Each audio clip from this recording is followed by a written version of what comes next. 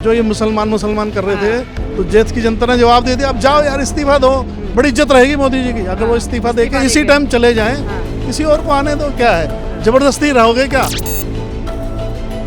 BJP के leader खुल्लम खुल्ला कह रहे थे कि we are coming to change the constitution. इस नारे की वजह से लोगों को था कि अगर ये कॉन्स्टिट्यूशन बदल देंगे तो इंडिया जो कि एक डेमोक्रेटिक कंट्री, ये बिल्कुल डिक्टेटरशिप में चला जाएगा। और रियल में ये होता, अगर मोदी जी इस वक्त एब्सोल्यूट पावर से आ जाते तो अगली बार नोट से गांधी जी का भी नाम, उनकी फ़ोटो भी हट जाती। हाँ, और जो 3000 करोड़ से सरदार पटेल की मूर्ति बनी है, उससे भी बड़ी 9 करोड़ की मोदी की मूर्ति लग जाती।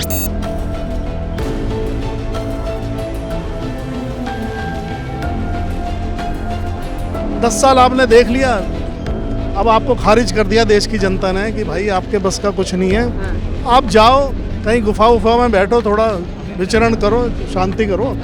तो अब देश की जनता को किसी और पे छोड़ दो ना। 10 साल आपको मौका दिया, 10 साल बहुत टाइम होता है। आप गिना नहीं रहे कि हमने 10 साल में ये काम करा। नमस्कार, आप देख रहे हैं इंस्टा फीड और मैं हूं शिव राजपूत। इस समय मौजूद है 24 अकबर रोड कांग्रेस के कार्यालय पे। आपको बता दें, अब से ठीक यहाँ थोड़ी देर पहले राहुल गांधी जी आए थे, प्रियंका गांधी, पवन खेड़ा और सुप्रिया श्रीनाथ के साथ आदि कई नेता थे जो अपनी प्रेस कॉन्फ्रेंस करके गए हैं। सुबह जैसे ही चालू हुए थे रुझान आने, उस समय तक के हालात कुछ और थे और शाम होते होते जिस तरीके से कांग्रेस के पक्ष में इस बार के चुनाव गए हैं, उसको देखते हुए कांग्रेस दफ्तर पे अचानक से जोश का माहौल बढ़ गया है। यहाँ पे पीछे जितने कार्यकर्ता, इनमें नई उमंग की लहर आ गई है। इन लोगों का सब कहना है कि एक तरीके से कांग्रेस पार्टी के अंदर जान आ गई है। आइए करते हैं लोगों से बात, किस तरीके से देख रहे हैं वो लोग इस अपनी भारी तरक्की, जो इनके पास बहुमत आए इतना ज़्यादा, उस पर। बीजेपी तो गोल हो गई ना। उत्तर प्रदेश में तो आपने देख लिया उत्तर प्रदेश का परिणाम। क्योंकि उत्तर प्रदेश में युवा सबसे ज़्यादा पीड़ित है। उत्तर प्रदेश का सबसे ज़्यादा किसान पीड़ित है। और जो भारतीय जनता पार्टी बड़े बड़े मंचों से एक नारा दिया करती थी, वो आपको भी पता होगा, बेटी बचाओ बेटी पढ़ाओ।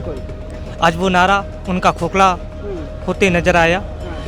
पूरे देश की जनता ने देखा कि एक ऐसा बीजेपी प्रत्याशी देती है प्रज्वल रवन्ना, जो कि कई महिलाओं का रेप करता है। 2000 से ज़्यादा उसकी अधिक वीडियो पोर्न पड़ी होती हैं। ऐसे प्रत्याशियों को बनाती है। सो आज जनता अपने वोटों से उन्हें बहुत अच्छी हार का सामना कराने जा रही है। और उत्तर प्रदेश में ये मुद्दा है तो लगातार बीजेपी कभी किसानों के ऊपर गाड़ी चढ़ा देती है। ऐसे ऐसे प्रत्याशी भेज दिए हैं। अजय मिस्टर टोनी की जमानत जब्त कर दी उत्तर प्रदेश में जनता ने। तो सब यूपी एक बहुत बड़ा फैक्टर लग रहा था। क्या ऐसे कारण है यूपी में, क्या कहीं ना कहीं अग्निवीर भी कारण लग रहा है? बिल्कुल यूपी में अग्निवीर भी रहा। और सबसे बड़ी बात ये है कि राहुल और अखिलेश की जोड़ी सुपर हिट साबित हुई यूपी के अंदर। 2 सुपर हिट जोड़ी है। इनको मोदी ताना कंज कस रहे थे कि 2 राजकुमारों की जोड़ी निकली हुई है। अरे राजकुमार, अगर राजकुमार भी वो होते ना तो यूपी की 4000 किलोमीटर की यात्रा तय नहीं करते। वो गरीबों का दर्द नहीं सुनते, बेबसों और लाचारों से नहीं राहुल गांधी जी मिलते। पर कहीं ना कहीं बात होती है कि मोदी जी 5 किलो राशन दे देते, तो दूसरी तरफ कांग्रेस पार्टी ने बोला कि 10 किलो राशन देंगे। क्योंकि भाई मोदी जी की योजना नहीं थी, वो कांग्रेस के शासन में लागू हुई थी योजना। शायद मोदी जी अपनी उस पर अपनी पैकेट में अपना फोटो चिपकाने से अपनी योजना बना रहे हों। तो उत्तर प्रदेश में मैं ऐसे काम तमाम बता दूंगा कि समाजवादी पार्टी के कार्यकाल में काम हुए और योगी जी ने अभी तक फीता काटा उनका। मैं उत्तर प्रदेश जनपद संभल से आता हूँ। मेरा नाम सलमान तुर्की है, उत्तर प्रदेश सचिव यूथ कांग्रेस का पश्चिम उत्तर प्रदेश का। आज जिस तरह से हालात उत्तर प्रदेश में इंडिया गठबंधन के हैं, बहुत ही मजबूती के साथ इंडिया गठबंधन वहाँ पर लड़ा है। लगभग 50 सीटें मेरा अनुमान है, अभी 46 हैं। 50 सीटें इंडिया गठबंधन वहाँ पर जीतने जा रहा है। और युवाओं की वजह से, महिलाओं की वजह से और पुरुषों की वजह से, किसानों की वजह से इंडिया गठबंधन इस बार उत्तर प्रदेश में 50 सीटें लमसम लेने के लिए जा रहा है। क्या लग रहा है, क्या ऐसे कारण थे? सर आपसे ही पूछना चाहेंगे, क्या ऐसे कारण थे जिसने यूपी, जो कि मतलब कहें कि बीजेपी के लिए एकदम मजबूत था, उसमें इतनी बुरी हार का सामना करना पड़ा है बीजेपी को? देखो, सबसे पहले तो जनता भोली जरूर है देश की, लेकिन मूर्ख नहीं है, ये पता लग गया। और मोदी जी के झांसे में जो 10 साल से हम कानों में पक गए, हमारे झूठे जुमले सुनते सुनते, और वो हिंदू मुस्लिम के अलावा उन्होंने कुछ नहीं करा। अभी भी जो इलेक्शन हुआ है तो उन्होंने मछली, मटन, गाय भैंस छीन लेंगे, तुम्हारे कमरे ले लेंगे, तुम्हारी बिजली काट देंगे। ये कोई प्रधानमंत्री की भाषा है क्या? अब इसी में भलाई है भाई साहब। प्रधानमंत्री जी इस्तीफा दो और चले जाओ, किसी और को आने दो ना, क्या दिक्कत है? अब जनता ने आपको खारिज कर दिया है, आपकी 250 सीट भी नहीं आ रही और आप अकेली जिम्मेदारी ले रहे थे कि मोदी की गारंटी है। तो मोदी की गारंटी कोई मान नहीं रहा। देश का हर आदमी, किसान परेशान है, युवा परेशान है। सबसे ज़्यादा बड़ा कारण है यूपी में हार का जो पर्चे लीक हुए हैं ना, जो बेरोजगार लोग हैं। तो बेरोजगार करोड़ों, हाँ करोड़ों लोग उनके बेरोजगार जो है, उनकी फैमिली थी, उनके जानने वाले थे। और जो कितने, मेरे ख्याल से 7 साल में कितने पर्चे, हाँ, तो ये सबसे ज़्यादा यूपी में लीक हुए। तो उससे दुनिया परेशान है, और जो आवारा पशुओं से परेशान है, महिलाएं परेशान हैं। तो इससे परेशान यूपी वाले सर एक और बड़ी बात उठती है जो था कि राम मंदिर जब उद्घाटन वहाँ लग रहा था कि अब जो राम को लाए उनको लाएंगे। अब 400 पार के दावे हो गए थे राम मंदिर लगे। ये फैक्टर काम नहीं करता नजर लग रहा है यूपी में। ये कोई फैक्टर है जो राम को लाए? भगवान को कोई ला सकता है? तुम भगवान को ला रहे हैं, भगवान तुम्हें लेके आया भैया। पृथ्वी पे कौन लेके आया? भगवान, अल्लाह, ईश्वर जो भी है वो सब लेके वही आता है ना। हम तो उन्हीं की पूजा करते हैं, और तुम कहते हो हम भगवान को लाए हैं। तो ये लोग समझ गए कि ये लोग मूर्ख हैं। और जो केजरीवाल जी कहते हैं चौथे पास राजा, तो वो बात सच हो रही है, क्योंकि इनको पता ही नहीं क्या बोलना है। इनके कोई मुद्दे नहीं, कोई जुमले नहीं। तो डरा रहे हो देश की जनता को, तुम्हारी बिजली काट देंगे, तुम्हारी भैंस छीन लेंगे, हैं, मुसलमानों को प्रॉपर्टी दे देंगे। क्या बात कर रहे हो यार? देश की जनता जानती है सब बराबर हैं, हिंदू मुस्लिम। अभी जवाब दे दिया ना, जो ये मुसलमान कर रहे थे, तो देश की जनता ने जवाब दे दिया। अब जाओ यार, इस्तीफा दो, बड़ी इज्जत रहेगी मोदी जी की। अगर वो इस्तीफा देके इसी टाइम चले जाएं, किसी और को आने दो, क्या है जबरदस्ती रहोगे क्या?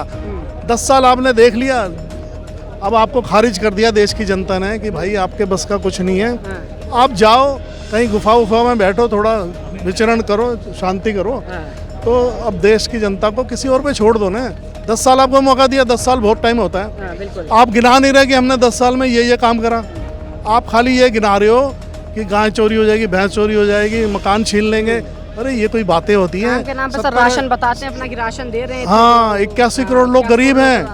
81 करोड़ लोग देश में गरीब है। ये मेरा मुद्दा बहुत पुराना चलता आ रहा है, पहले भी मैं बोलता हूँ। जिस देश में 81 करोड़ आधी आबादी गरीब है, तो तुमने क्या करा भैया देश के लिए? तुमने क्या करा? तुम गरीबी पे पर्दा डाल रहे हो उनको 5 किलो राशन देके। किसानों की आय 2022 तक दुगनी कर देंगे, किसानों को दे रहे हैं। और बड़ा ढोल पीटते हैं कि हम किसानों को सम्मान निधि नहीं है, किसान गरीब है, रोटी नहीं खा पा रहा इसलिए दे रहे हैं। तो ये सब फेल हो गया।